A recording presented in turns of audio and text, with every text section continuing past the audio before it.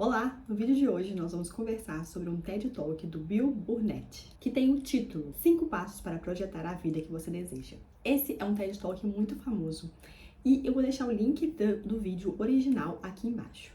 É um vídeo super interessante que eu acho que vale a pena a gente abordar aqui, comentar sobre esse vídeo, para você ter ferramentas aí no seu planejamento, no desenho da sua vida. O objetivo dele com essa palestra é ajudar você a projetar a sua vida usando técnicas do Design Thinking. Ele leciona uma aula onde ele aborda exatamente esse tópico. Como ajudar os alunos a entenderem o que eles querem ser no próximo passo da vida. E por que eles começaram essa aula? Porque muitas das vezes as pessoas ficam presas e não sabem o que fazer a seguir. E ele fala que uma das principais causas para isso acontecer é que as pessoas ficam presas a crenças que os psicólogos chamam de crenças disfuncionais, que são coisas que eles acreditam ser verdade, mas que não são. E isso impede de evoluir. Na palestra, ele cita 3 crenças disfuncionais principais. Uma primeira é que você tem que saber claramente qual a sua paixão. Muitas das vezes, quando a gente pergunta, o que você quer fazer, as pessoas sempre voltam àquele tópico. Mas se você sabe qual a sua paixão, e leva a crer que todo mundo tem que saber qual que é a paixão, o que move. Mas um estudo realizado pelo Damon, de Stanford, mostra que apenas 20% das pessoas têm apenas uma paixão bem identificada. Então ele já começa abordando essa crença para que você não fique preso nela. Uma segunda crença é que você tem que saber exatamente para onde você está indo. E o que ele acredita, na verdade, é que você tem que começar do que você está agora, do ponto que você está nesse momento, e que você não está atrasado para nada. Você não deveria já estar de certa forma, nem já deveria ter alcançado certa questão. Não. A vida é o que ela é e comece nesse momento a sua caminhada, o seu desenho da sua vida. E a terceira crença que ele aborda é que você deve ser a melhor versão de você. Por que ele fala que essa é uma crença disfuncional? Porque a vida não é linear. Não necessariamente você vai estar sendo a melhor versão de você em todos os aspectos da sua vida simultaneamente. Ele diz que existem muitas versões de você. E aí, ele de fato avança aí para 5 técnicas do Design Thinking que você pode usar para ajudar a projetar a vida que você deseja. Eu achei muito interessante porque são técnicas práticas, coisas que você pode sentar aí, começar a fazer e pensar e avaliar. A primeira é a ideia de conectar os pontos de uma tríade com o que você é, o que você acredita e o que você faz. Se você conseguir contar uma história juntando esses 3 pontos, a chance de você sentir que tem uma vida significativa aumenta bastante. E aí você pode se perguntar: qual o seu significado da vida? Por que você trabalha? E juntar tanto a visão sua de vida, seus valores pessoais, suas crenças, quanto também a sua visão de trabalho. Por que trabalhar? Para que ele serve? Juntar essa visão de vida com a sua visão de trabalho de uma maneira coerente faz com que você comece a vivenciar uma vida significativa. Eu achei essa ideia muito interessante, porque às vezes a gente separa muito, isso aqui é trabalho, isso daqui é minha vida pessoal. Mas nós somos um ser só. O trabalho influencia na nossa vida pessoal e a nossa vida pessoal influencia no trabalho.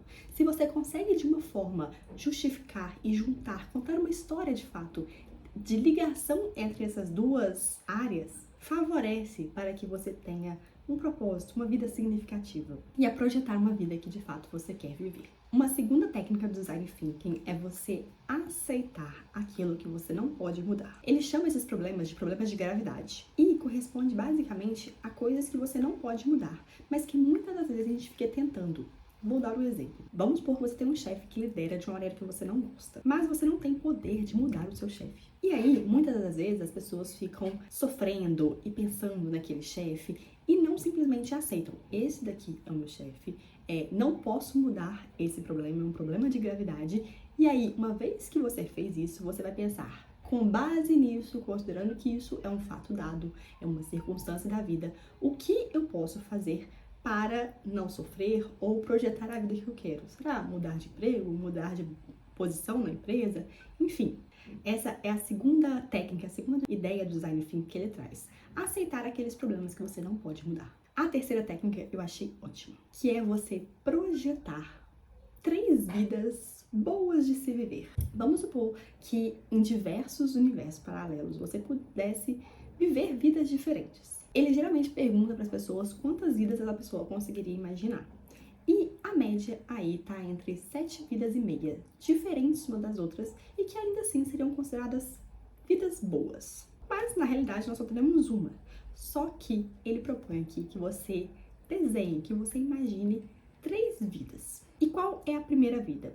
É a vida que você está vivendo hoje, só que boa. Vamos supor que você vai continuar com o mesmo emprego, só que você vai tornar essa vida uma vida boa, uma vida melhor. Então, vai ser promovido, enfim, vai ter um futuro em um prazo de 5 anos interessante, com essa vida que você já tem hoje. A segunda vida que você vai projetar, que você vai imaginar, né, seria se a sua opção 1, a sua vida 1, desaparecesse. Você não tem mais como ter esse emprego, você não tem como mais ter essa vida que você tem hoje em dia, né, que você desenhou ela de uma forma boa. O que você faria? E aí você projeta um segundo caminho de vida. E o terceiro plano, né, terceiro desenho mental que você vai fazer é aquela vida coringa. Você não tivesse que se preocupar com dinheiro, você tem o suficiente. Já que você tem rios de dinheiro, mas você tem o suficiente, isso não é um problema. E você sabe que ninguém vai rir da sua escolha, que você não liga pelo que os outros estão pensando sobre a sua vida. Qual vida você teria? Vamos supor que nessa terceira via você vai ser um bartender na Itália. Você não precisa de dinheiro, não importa o que as pessoas vão pensar. Vamos supor que essa é a sua vida coringa. O que acontece é que na maioria das vezes as pessoas não seguem de fato esse terceiro plano, mas elas incorporam muitas das coisas, essa terceira vida, na sua primeira vida e fazem com que, de fato, eles tenham uma vida hoje com elementos mais interessantes e que fazem sentido para você. E aí a gente parte para a quarta técnica que ele abordou, que é fazer um protótipo. Como seria se eu tentasse essa vida? Ele coloca 2 formas de você fazer um protótipo aí dessas vidas que você desenhou, da vida que você está escolhendo. A primeira forma é o protótipo no formato de conversação. O que é isso? Você conversar com pessoas que têm aquelas vidas que você desenhou. Então, se você colocou aí de ser um bartender na Itália, procure um bartender. Quando você fizer uma viagem, vai lá conversar com ele na Itália. Como que é a sua vida? Quais são os seus problemas? O que você gosta? Se coloque no lugar da pessoa conversando com ela. Normalmente, a vida que você desenhou já tem alguém vivendo ela por aí. E faz sentido você conversar com essas pessoas para se colocar no lugar delas. Normalmente, as pessoas gostam de contar sobre si mesmas. Então, se você chegar para perguntar para alguém como que é a vida dela, para ela te contar um pouco mais, provavelmente ela vai ter prazer em te falar. E quando você escuta uma história que é parecida com a sua, pode acontecer de você se identificar e, de alguma forma, te impulsionar para seguir em frente nessa ideia. A segunda forma de fazer o protótipo é de experiência, que é basicamente você ir viver essa vida de alguma forma, de uma pequena forma. E aqui não tá falando para você largar tudo e ir viver aquela vida, mas faça uma pequena experiência. Então, faça uma viagem para Itália e lá arrume um dia de trabalho como bartender. Ou se você pretende mudar de profissão, fazer uma nova faculdade, vá assistir uma aula na faculdade, faça uma aula como ouvinte. Enfim, viva aquela experiência para ver se de fato faz sentido aquilo que você tinha pensado. E aí, a última técnica tá em escolher bem. Como que ele fala que normalmente as pessoas fazem para escolher algo? Elas juntam, criam opções, restringem para uma lista que elas de fato possam trabalhar com aquelas opções, escolhem e depois ficam agonizando porque fizeram a escolha errada. Ficam sofrendo com aquela escolha. E aí, o que ele fala para mudar essa mentalidade? Essa forma de enxergar a escolha talvez errada. E não olhar para aquilo com agonia, com sofrimento. E simplesmente com perceber que aquela não é a escolha certa, vou deixar ir e seguir em frente. Vou aceitar que aquilo não é o que eu quero e vou mudar para outra direção. Vou seguir adiante e pronto. Sem um estresse psicológico tão grande sobre a sua escolha. Eu acho isso muito interessante, porque tira um pouco o peso de que a gente tem que escolher errado. Tudo bem se a gente escolher algo que não faz sentido, a gente entendeu, e agora é só mudar. É só seguir adiante, lidar com as consequências, e é isso. Mas sofrer por uma escolha é muitas vezes pior, e ter essa clareza é uma coisa interessante. Tem um estudo que ele apresenta sobre sorte, que eu achei super interessante. Nesse estudo de psicologia, os pesquisadores pediram para as pessoas falarem se elas eram sortudas ou não.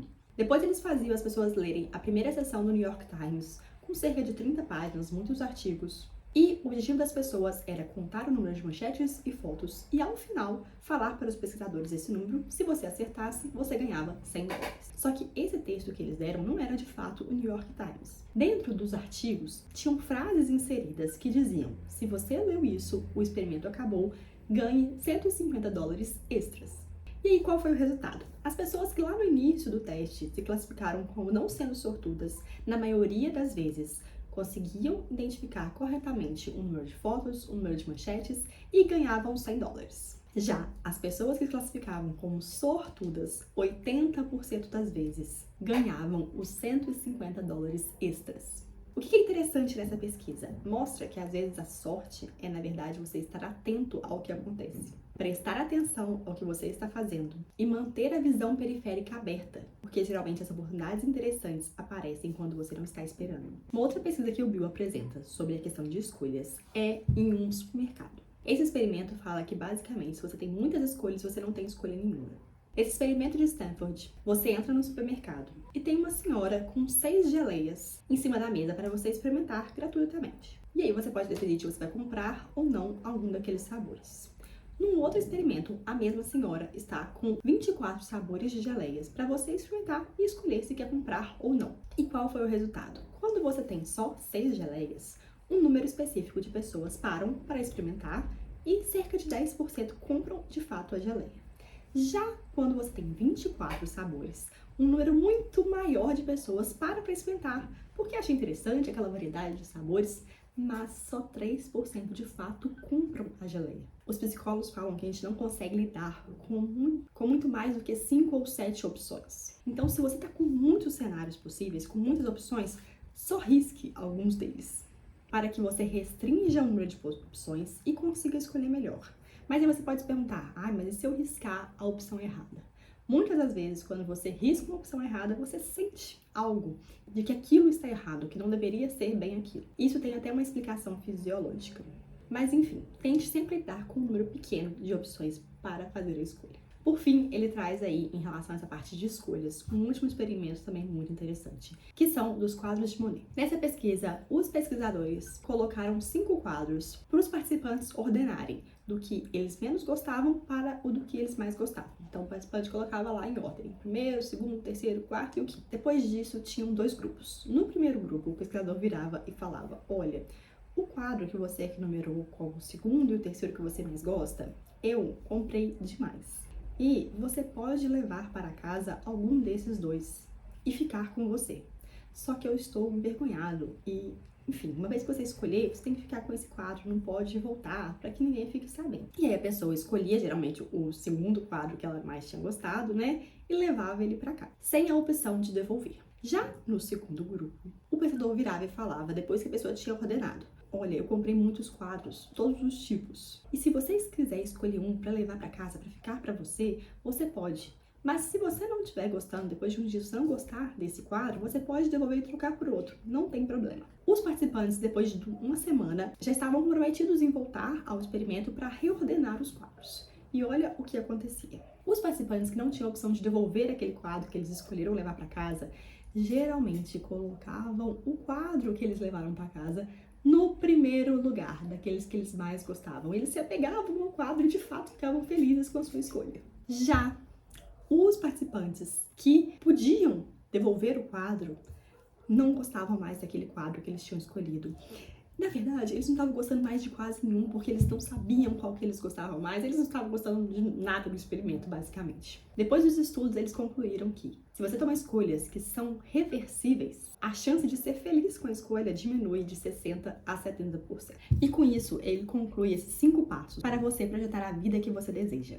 São 5 passos bem práticos e que eu acho que, de fato, podem ajudar a você definir o seu próximo passo. Por fim, ele diz que é simples. Basta você ser curioso, conversar com as pessoas e experimentar, testar. Eu achei esse vídeo muito interessante e se vocês gostam desse tipo, querem que eu traga mais vídeos comentando alguma palestra, algum vídeo específico, pode ser em outra língua, eu vou adorar fazer. Se você gostou, comenta, curte e segue meu canal. Até a próxima!